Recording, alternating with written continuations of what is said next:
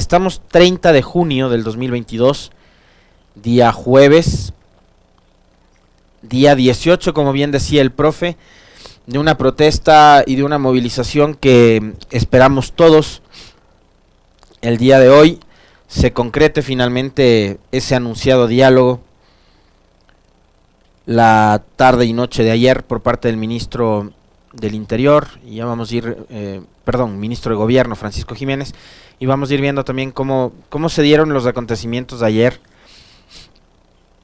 y las reacciones, ¿no? Finalmente se había anunciado también un pronunciamiento por parte de Leonidas Issa, presidente de la CONAIE, para las 21:30, no se concretó a esa hora, fue mucho más tarde, fue pasadas las 23 horas, que finalmente el presidente de la CONAIE envió un mensaje no solamente a sus comunidades, a sus bases, sino al país, de lo que había sido un pronunciamiento anterior a eso, por parte del ministro de Gobierno, Francisco Jiménez.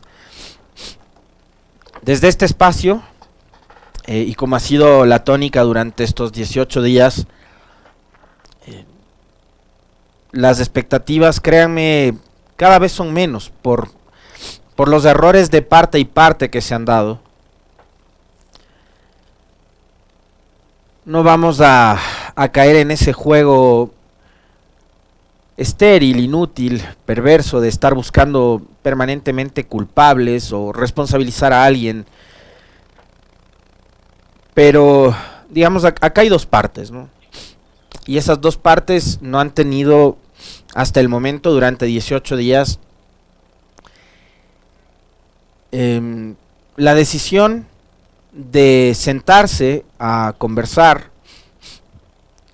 y definir una salida inmediata a un conflicto que al país lo ha tenido prácticamente detenido durante 18 días. O sea, no me van a decir ustedes que la vida ha transcurrido con absoluta normalidad, porque no es así.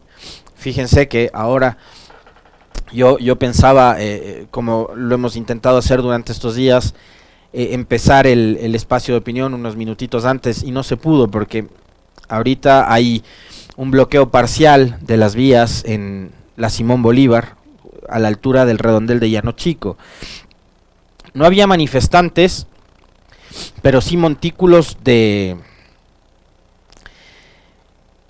tierra, montículos de material pétreo tirados sobre la vía, en el puente mismo, ¿no?, del redondel de Llano Chico.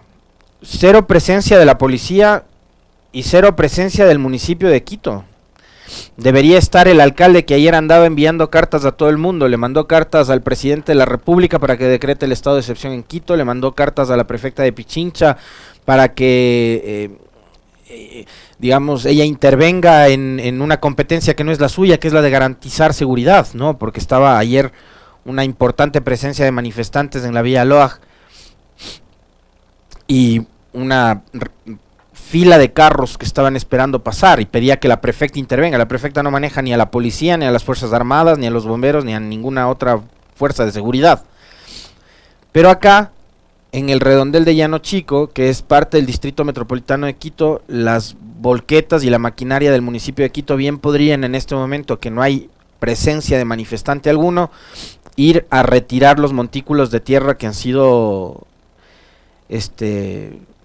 colocados en medio de la vía, alcalde.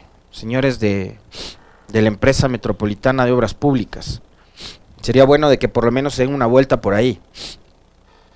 Pero no había, insisto, ni Policía Nacional ni presencia del municipio de Quito en este redondel, en donde solo se habían despojado material pétreo, ¿no? O sea, eran montículos de tierra en medio de la vía, y eso hizo que nos demoremos en llegar hasta la estación. Y desde aquí el llamado a los señores del municipio para que vayan a hacer algo para despejar la vía. Entonces, como yo les decía hace un momento, estos 18 días, Quito y el Ecuador no han podido vivir en normalidad. ¿Por qué? Porque no ha habido la decisión ni de parte del gobierno ni de su contraparte de finalmente sentarse y buscar una salida a este bloqueo que tiene el país ya durante más de 2 semanas. Y el llamado y la insistencia desde acá es, por favor, ya, háganlo, concreten, que sea una conversación, como les ha dicho Leonidas Issa también, una conversación con resultados, porque me parece que de ahí también parte el hecho de que estos diálogos y estas conversaciones y esta suerte de encuentros previos que han mantenido la dirigencia de la CONAIE con el gobierno no tengan un feliz término, es porque hay necedad. Y porque yo sí quiero insistir en algo que les manifestaba el día de ayer, y es que quedan las dudas de si durante estos 18 días y hasta ayer 17 hubo o no hubo la intención sincera, absolutamente franca, del gobierno de sentarse a conversar con la CONAIE. Fueron productos de spots de televisión, intervenciones a través de cadenas nacionales del presidente Lasso, en los que permanentemente llamaba a dialogar. Todo el tiempo llamaba a dialogar y decía que era el gobierno del encuentro, pero a la larga lo que ha resultado es que este término, ¿no?, del gobierno del encuentro ha terminado siendo simplemente un eslogan de campaña. Créanme que a mí me queda ese sabor agridulce de que finalmente nunca se propició un encuentro. Las comparaciones ciertamente son odiosas, y mientras ayer transcurría el día número 17 de la paralización en Ecuador, donde además desde el propio gobierno no han escatimado esfuerzos en estigmatizar y en etiquetar, en criminalizar a la protesta indígena. Y fíjense lo que decía uno de nuestros invitados del día de ayer, ¿no?, Santiago Basabe, que el gobierno debería dejar de escuchar tanto incluso y de prestar tanta atención a esta suerte de influenciadores que están en las redes sociales permanentemente tratando de caldear o de incendiar el ambiente y de llamar a la confrontación entre ecuatorianos. Entonces, mientras acá tenemos periodistas, opinadores, influencers, etcétera, que están todavía convocando a la concentración en las Shiris y vende blanco y defiende la democracia y de paso, porque no es solo que el mensaje es defender la democracia supuestamente, no sé de qué, sino también es hacer ese llamado partiendo del insulto y de la etiqueta, ¿no?, que le han puesto a los pueblos y nacionalidades indígenas, quienes son hoy tratados como delincuentes y como criminales en este país. Y mientras eso seguíamos viendo nosotros en el día 17 en Ecuador, en Colombia, para sorpresa de todo el mundo, se sentaban en una mesa a conversar el presidente electo de este país, Gustavo Petro, con el expresidente Álvaro Uribe, un personaje político muy cuestionado, no solo en Colombia, sino en el mundo entero, creo yo. Un político radical de extrema derecha, reaccionario, hiperreaccionario, un ultra total, Uribe, pero un hombre que tiene un nivel de influencia superlativo en su país, ¿no? Y nadie tampoco puede desconocer la importancia de la figura de Uribe en Colombia. Y lo que hizo Petro fue sentarse a conversar con quien uno entendería se va a convertir en el principal opositor y detractor de su gobierno. Y ayer se sentaron a conversar. Y claro, uno decía, a años luz estamos, ¿no?, de que eso ocurra en Ecuador. Porque acá tenemos un presidente que mientras... Y voy a volver a lo mismo que les he planteado durante los últimos días. Y van a darse ustedes cuenta de que sí, de que hay que empezar también a conversar sobre aquello. Y sobre analizar quiénes están en el entorno presidencial. Y quizás darnos cuenta de que el presidente Lasso para tomar rumbo, para hacer lo que han dicho nuestros invitados en los últimos días. Todos, de diferentes tendencias. Desde la izquierda a la derecha, todos. La gente del centro, todo el mundo. De que el presidente debería tomar un rumbo, porque él es el que está liderando el país, ¿no? Entonces debería definirse y y definir también una nueva política, sobre todo en lo social, para empezar a atender a estos sectores, a los más perjudicados por lo que ha sido la aplicación de una suerte de política económica totalmente neoliberal que ha priorizado el capital por encima de todo lo que tiene que ver con respecto de los seres humanos. Y el presidente lo que ha hecho, como seguramente le habrán sugerido un grupo de estos ministros, asesores, consejeros, qué sé yo, del ala más extrema, más radical del gobierno, es: con Issa no te puedes sentar a conversar porque Issa es un terrorista. Porque, como ha dicho el presidente en incontables ocasiones, tratando como de deslegitimar a este actor que es Leonidas Issa, que además es el presidente de la Confederación de Nacionalidades Indígenas del Ecuador, a quien lo ha llamado golpista, lo ha llamado terrorista, ha dicho que va a terminar con sus huesos en la cárcel y demás. Uno termina dándose cuenta del peso que tienen los sectores más reaccionarios que tiene el gobierno. Y ahí es cuando yo les invito a pensar en cómo va perdiendo sentido la palabra diálogo o la palabra encuentro. No sé si todavía en los artes que comparte el gobierno han dejado de hacerlo. Qué bueno, me alegro. En este último que me pasa la Meli, que es un comunicado oficial publicado la noche de ayer por parte de la Agencia de Regulación y Control de las Telecomunicaciones, a propósito de lo sucedido en Ambato, ya no usan el eslogan ni el logo del gobierno del encuentro. En buena hora que hayan dejado de hacerlo, porque acá no hay encuentro de nada. Y porque en un logo hay una mentira gigantesca.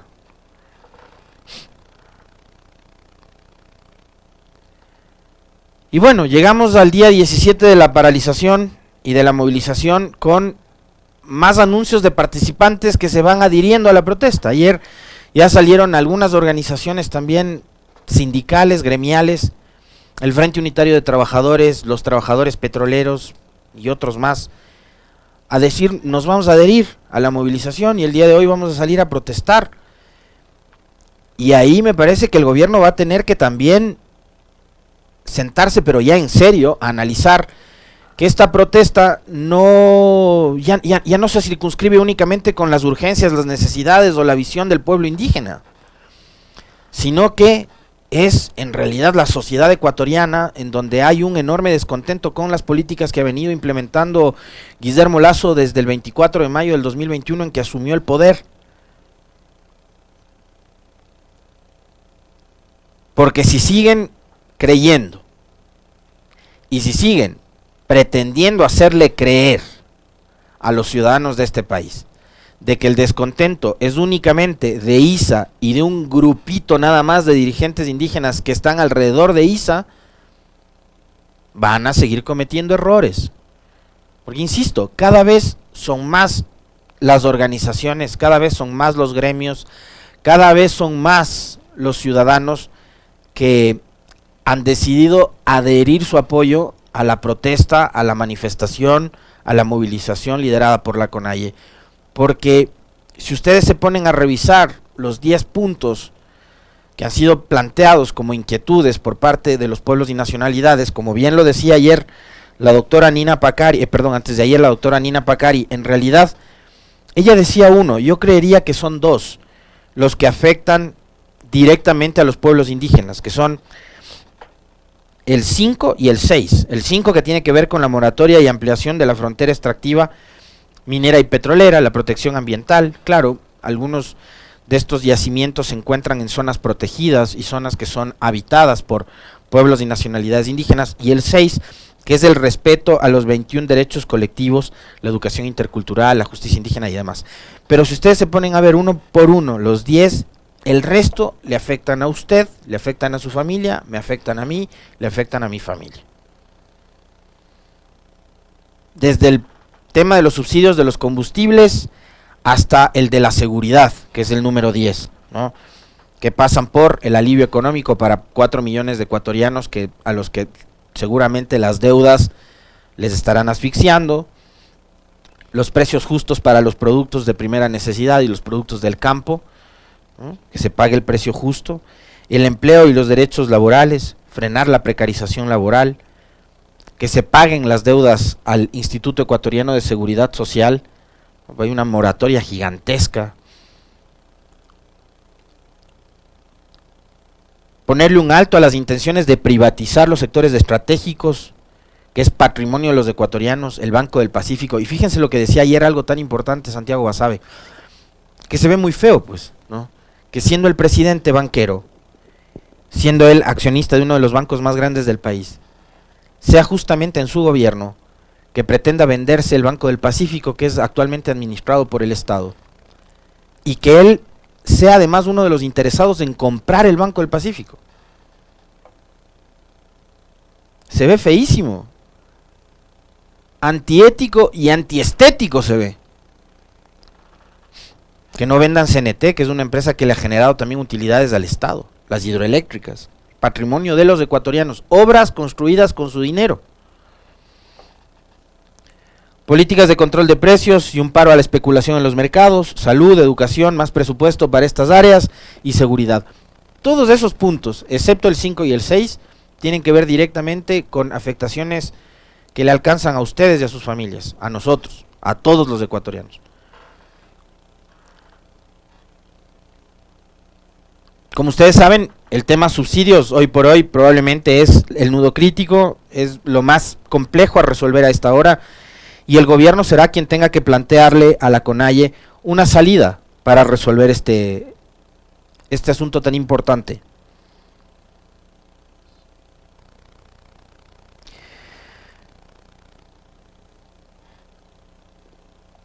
Ahora, expectativas con respecto de lo que pueda suceder hoy a partir de esta nueva convocatoria al diálogo.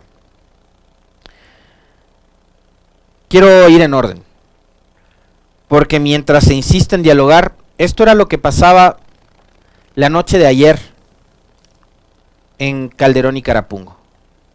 ¿Podemos rodar las imágenes, por favor? Para que todos ustedes puedan observar, si no lo han hecho durante las horas de la noche de ayer, lo que son imágenes de la represión policial nuevamente en sectores populares como la parroquia de Calderón, acá en el norte de la capital de la República. Me dice el Esteban si estamos rodando estas imágenes de lo sucedido ayer en la noche. Estamos rodando, ¿no? ¿Le puedes virar el monitor para poder ver? Ahí tienen ustedes, esas son imágenes de lo que sucedió ayer en una zona popular, que es una zona residencial, una presencia muy importante de policías motorizados, que según le leía, algunos ciudadanos en las redes sociales denunciaban que estaban disparando a las casas, se habían reventado bombas lacrimógenas en una zona residencial, les repito, donde habitan miles de familias, donde hay mujeres, donde hay niñas, donde hay niños, donde hay adultos mayores, que ya han sido también víctima de los efectos que producen estos químicos, ¿no? De las bombas lacrimógenas que son disparadas indiscriminadamente por la policía. Veíamos imágenes también como esta, donde vean ustedes la cantidad de luces. Yo ahí calculo que debe haber menos de unas 20 motocicletas y 40 policías capaz para acoger a 3 ciudadanos que tratan de ingresar a su vivienda. Se meten a la vivienda, les caen a toletazos, les patean en el piso, les arrastran. Y esto sucedió ayer en Calderón y en Carapungo. Ahí vemos cómo entre 3, 4 patean a un ciudadano en el piso, lo someten. Y esto le pone en tal mal predicamento a la policía, que ahora han sido en la Shiri recibidos como héroes, ¿no? Ahí ondeando la bandera blanca de la paz, y la blanca de la paz, viendo esto, a mí, créanme que ya ni siquiera es que indignación me produce, sino me provoca risa. Pero esto a la Policía Nacional sobre todo le ponen un predicamento tan complejo, porque saben una cosa, digamos que hoy se acaba el paro, ¿ya? Y volvemos todos a vivir en paz y en tranquilidad. Y mañana ya no hay manifestantes, ya las comunidades indígenas se regresan cada uno para sus territorios y Quito queda libre de poder circular y demás. Ya. ¿Ustedes creen que van a haber un convoy de motorizados o de patrulleros o de policías así, combatiendo contra la inseguridad. Al siguiente día de que se termine el paro, vamos a volver a ser la supuesta isla de paz que éramos antes, el Ecuador. ¿Ya? Entonces, vamos a volver nuevamente ya no la vista a las manifestaciones, sino vamos a volver nuevamente la vista a la inseguridad. Inseguridad que no ha parado, porque en medio de las protestas ha habido casos de robos, de asesinatos, de sicariatos, etcétera, etcétera, etcétera. Porque como somos además un país tan coyuntural, ahorita estamos metidos de lleno en el tema de las movilizaciones. Y dejamos un momentito de lado, y esto le ha servido también al gobierno y a los medios de comunicación, para dejar la crónica roja por un segundo a un lado para dedicarse de lleno al tema de manifestaciones. Pero la inseguridad no es que ha parado. Pero mañana, cuando se terminen las protestas, vamos a volver nuevamente la vista a los temas de la cotidianidad. Y ahí están la inseguridad. ¿Y ustedes creen que van a ver un ejército de policías así persiguiendo a las bandas delincuenciales? Entonces ahora la policía va a tener posado sobre ellos la vista y las miradas críticas de absolutamente todos los ecuatorianos. Los ecuatorianos que vimos perseguir a ciudadanos indefensos, desarmados, a quienes les sacaban de las puertas de sus casas para patearles en el piso, les queremos ver ahora con la misma enjundia, con la misma fuerza, con la misma brutalidad con la que han actuado para repeler a las manifestaciones, actuando contra la delincuencia. A partir del día 1 en que terminen las protestas. Así de valientes les queremos ver, señores de la fuerza pública, combatiendo al crimen organizado, al narcotráfico y a la delincuencia, de la que tanto hablan. Así queremos verles, convertidos en G.I. Joes, ¿no? Etcétera. ¿Es posible entablar una mesa de diálogo con esta coyuntura, con estos escenarios?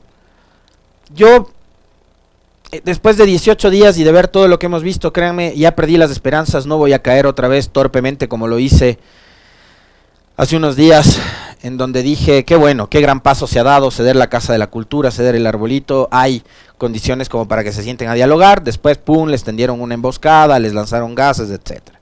No voy a caer otra vez en esa trampa, espero y anhelo, como los 18 millones de ecuatorianos, que este relajo se termine hoy, por el bien de todos. Pero que lo hagan con seriedad. Esto fue lo que dijo el ministro Jiménez ayer, en una rueda de prensa, escuchemos. Ministro de Gobierno.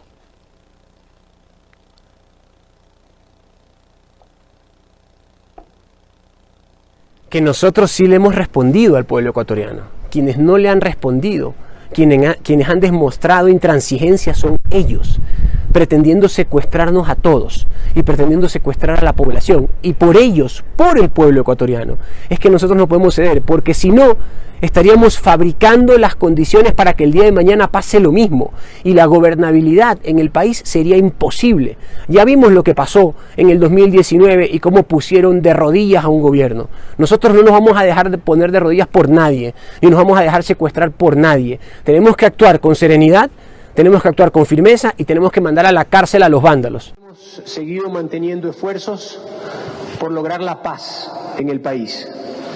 Y en función de ese criterio y de devolver la tranquilidad al pueblo ecuatoriano, hemos decidido aceptar el proceso de mediación que ahora va a impulsar la Conferencia Episcopal Ecuatoriana. Este proceso inició a petición de las 3 organizaciones en conflicto, de la CONAIE, de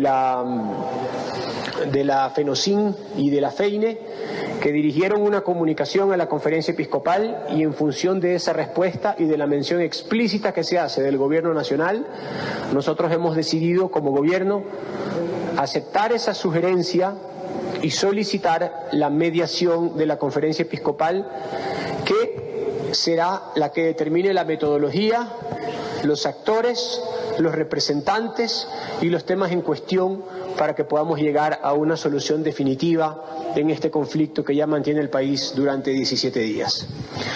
Reiteramos que la voluntad del Gobierno Nacional es, primero, garantizar la paz de los ecuatorianos, y que en función de ese criterio no dejaremos de tomar las acciones que permitan llegar por la vía del derecho y del respeto de la Constitución a esa paz y a esa tranquilidad tan anhelada. Bien. ahí teníamos dos versiones del ministro. La primera, el primer video que soltaron es de una declaración que da al mediodía en los bajos de la catedral, en donde plantea, digamos, con una actitud bastante hostil el ministro Jiménez en ese momento, plantea tres condiciones: la una, que haya mediación; la otra, que la CONAIE decline el paro; y la tercera, que ya no se iba a hablar con Leonidas Issa como lo había planteado el presidente de la República.